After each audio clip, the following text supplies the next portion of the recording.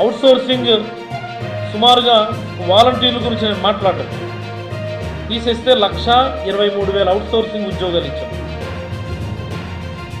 APSRTC ఉద్యోగుల్ని గవర్నమెంట్లోకి merge చేశాం, మనం ప్రభుత్వ ఉద్యోగులుగా వాళ్ళని గుర్తించాం. ఇంత స్వర్ణయుగం నిజంగా ఉద్యోగాలకు సంబంధించి ఎప్పుడైనా ఉందా స్వాతంత్రం వచ్చిన తర్వాత ఈ ఆంధ్రప్రదేశ్ రాష్ట్రానికి? ఈయన కూడా వచ్చి మాట్లాడేస్తాడు ఈయన ఉద్యోగాల కల్పన గురించి, ఉద్యోగాలు ఇవ్వడం గురించి. ఇంకెవరికి తెలీదా? ఇప్పుడు టీవీలు లేవా, సోషల్ మీడియా లేదా, సెల్ ఫోన్ లేవా, ఇంటర్నెట్ లేదా, గూగుల్ లేదా? గూగుల్ తెలుగుకి అనేస్తే చాలు టక టక టక టక టక టక వచ్చేస్తాయి, ఈ జాతకాలు చక్కగా వచ్చేస్తాయి. ఇప్పుడు ఇంటర్నెట్ రాకముందు అప్పుడు ఉడికినేమో మీ కప్పులు, ఈనాడు, ఆంధ్రజ్యోతి, టీవీ కప్పులు తప్ప ఇప్పుడు లేదు. జస్ట్ గూగుల్లో 2014 నుంచి 19 మధ్యలో ఎన్ని ఉద్యోగాలు చంద్రబాబు కల్పించాడంటే చక్కగా వచ్చేస్తుంది.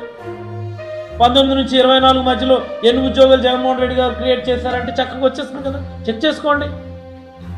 దీనికేమో పెద్ద నువ్వు ఎర్ర బుక్కు, ఈ డ్రామాలు ఎవరికి అవసరమే?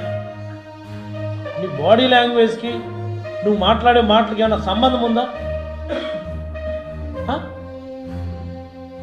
బ్రహ్మానందం సీరియస్ డైలాగ్ చెప్తే అనుకుంటే దానికి ఉన్నది.